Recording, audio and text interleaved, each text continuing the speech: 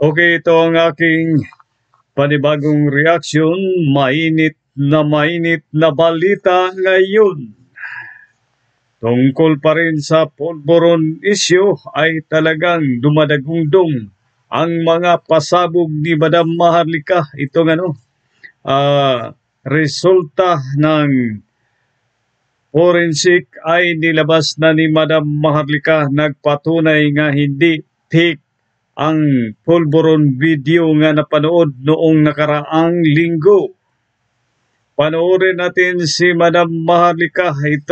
Dito natin mapanood lang ang katotohanan para magising ang mga Pilipino. Kahit balikan ninyo, okay? Kahit balikan ninyo yung press conference ni Abalos ng mga puti ang jetlog. Walang bayag yung mga putang. Okay? Sila ay lumabas na mga syonga bells at mga vangag at talagang naglilingkod sa isang addictus benedictus. Sabi ko nga, na kahit pakainin sila ng dumi ng aso o dumi ng tao, ay lulunukin nila. Sa ngalan ng power, sa ngalan ng pera ng bayan na gusto nilang ubusin ng ubusin. Today, di ba? Ulitin ko, sa kapapasok lang. 3 pages, I got it here. Ayun. Ito po ay in-email sa akin. Pinrint out ko lang para mas bongga. Alright? Hindi folder na tagpi-tagpi. So, ayan naman, nakita nyo naman yan. Ito yung result. Dadadadadan. Okay. Gusto ko lang sabihin sa inyo na yung video, ito yon yung 4 frames actually. Ayan, nakita nyo yan. Yung video na pinresent ko na raw video. Eko, kapag mapanood naman nila to sa mga, tayo sigurado, mataranta naman dito ang mga grupo ni Bangag. Mga palangga, hindi ko sinabi sa forensic expert or company kung sino yung subject. Kasi my goal is para walang bias. Okay? Walang bias. Huwag siya mataas. Pag sinabi ko, baka umatras siya, di ba? I told you, ilang forensic expert ang company sa tinawagan ko. Ayaw nilang, hindi ko na sinabi kung sino yung personalidad.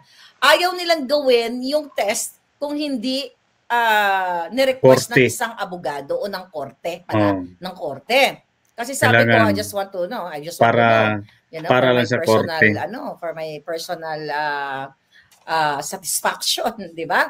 I just want to know that this video, if it's altered or not.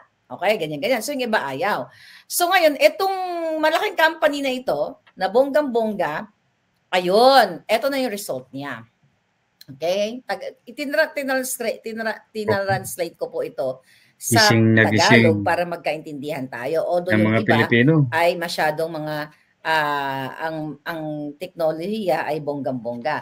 So, ito yon mga kababayan. Ayan, ito yon. Mga polis. Bangang nito. Ayan, ito yon ha. Ayan, gaganon-ganonin natin. Okay, gaganon-ganonin natin. Okay, pero babasahin ko sa inyo. Ayon dito sa video na ito, at ayon sa kanyang pagsulat dito, okay, sabi niya sa akin, Dear Claire. Alright. Siyempre kasi ako yung nag-request. Sabi niya, okay, I was asked, tagalogin ko na, sabi niya, ako ay, ito, tignan natin. Sabi niya, ako ay iyong inatasan, okay? Ako ay iyong inatasan para suriin ang video na ito. Okay? Para i-assess, sabi niya, ang authenticity, okay? Para i-assess ang authenticity at para malaman kung ito ay may signs ng tampering or editing. Okay? So sabi niya, ako ay inatasan mo, okay, na ang video na ito ay i-examine para malaman kung ito ay mayroong tampering o present ng editing or tampering. Ang sabi niya dito, ang video file na iyong sinend sa akin, okay, ay dumaan sa series of comprehensive analysis. Okay? Sa mga detalyadong pagsusuri, ika nga. Okay? Sabi niya, kasama dito, okay, including, kasama dito ang visual analysis. Alright? Then ang sabi pa niya dito, file structure examination. And Hindi sabi pa basta-basta niya, yan, ha? at mga detalyadong pagsusuri ng compression artifacts. Ito pa ang pamamaraan niya, GOP structures. Dito sa mga teki-teki, o baka nag-aaral kayo ngayon, ng mga, kung baka nag-aaral kayo, estudyante kayo ngayon, lahat ng binabanggit ko, Googleable yan. Kayo mga pulis, kayo mga AFP, anyway, bibigay ko naman to yung written sa ibibigay ko naman to ang written sa mga dapat bigyan. Alright? Bibigay ko to, huwag kayong mag-alala. Hindi lang itong actual na ito kasi hindi ako inallow na ibigay ito actual na to. Kaya pinrint ko ng ganyan-ganyan. Babasahin ko sa inyo. Dalang sabi sa akin ay sa korte mo to ihaharap ng bonggang-bongga. Alright? Pero babasahin natin. Sabi niya, okay. Sabi niya, ito ay dumaan sa comprehensive analysis, file structure examination, at mga detalyadong assessment of compression artifacts. Tapos ito na nga yung GOP structure. Detalyado, ha? Okay? And entropy levels, ENTROPY. Okay? Yung Google na lang. Sabi niya, itong mga pamamaraan na ito, itong mga technique na ito, sabi niya, were employed to ensure the integrity of the video sabi niya, and to provide a thorough evaluation. Ibig sabihin, para sa masusing pagsusuri, okay, kung ito ba ang nilalaman ng video na ito ay natampered o may nag-edit o may space swap ayon kay Rappler. Number 1, mga kapagkababayan, kita nyo walang audio yun, ha? Walang audio nung pinresent natin. Pero based on audio analysis. Okay? Ang sabi niya dito, yung video file na sinend ko ay mayroon does contain a video, sabi niya, does contain a video stream, but may video, pero daw, ang sabi niya, ang audio stream is not audible during, playback. Kasi, Pero nyo, ha? Kung kaano kagaling ang nag-analyze ni Jan, diba?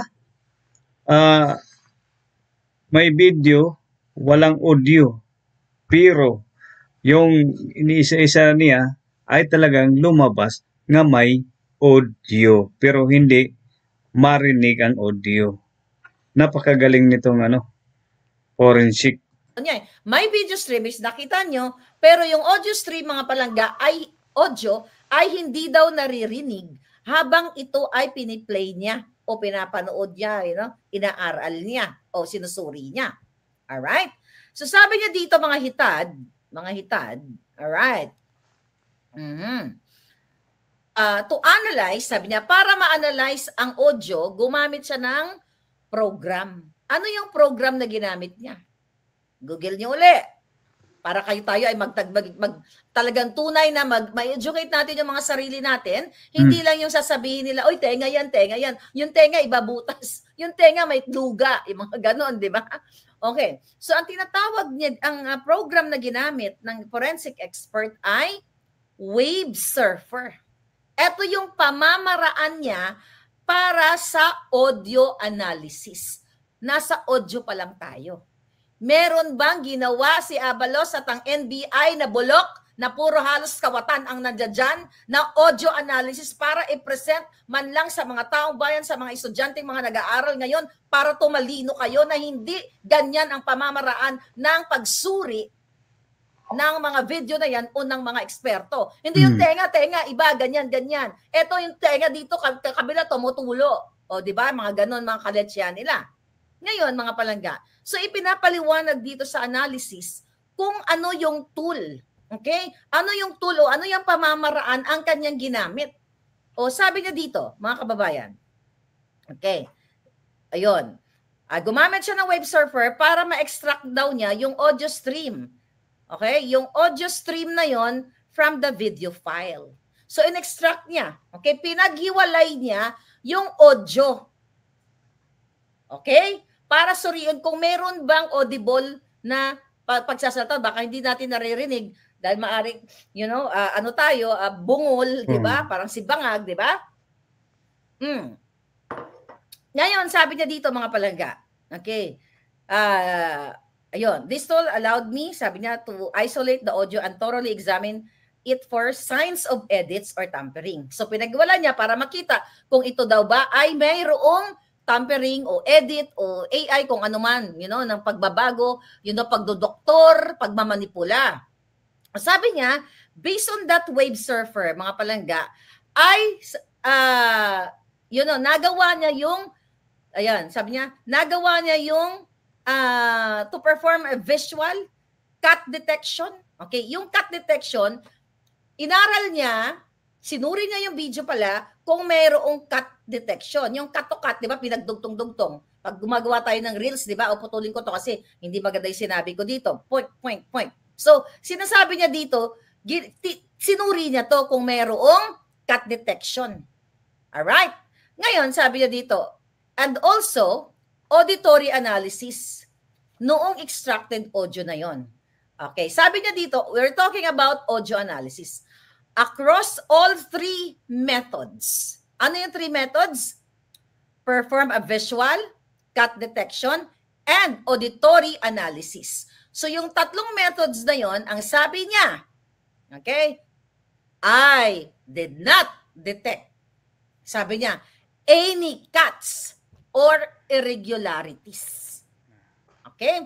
Hindi niya nakita ang anumang cuts, irregularities o irregularidad ng audio file. We're talking about audio. Okay?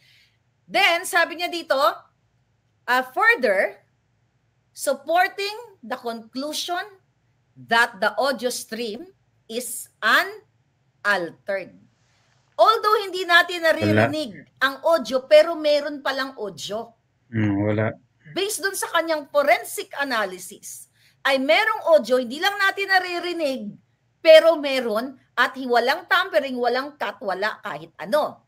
So ngayon, kayong mga pulpol sa NBI, mag-aral uli kayo. Ayun. Sinasayang nyo pera ng bayan. Third world country tayo sa Pilipinas, mga VO pa kayo. Or nagpapagamit kayo sa bangag. Ito ang tinatawag na forensic result. Hindi yung tenga-tenga may luga, tenga-tenga na deform. Nakakahiya kayo sa mga kabataang nag-aaral ngayon. Ganyan kapulpol. Gamit nyo billions, trillions of money ng Pilipino. Ang kaya nyo lang i-analyze, tenga-tenga. Ayun nga mga kababayan na panood natin si Madam Maharlika ay talagang totoo ang video. Mismo ang forensic na nagsasabi nga totoo. Wala siya nakitang edit na video, putol-putol. At saka yung yung audio, hindi natin marinig pero mayroon audio daw.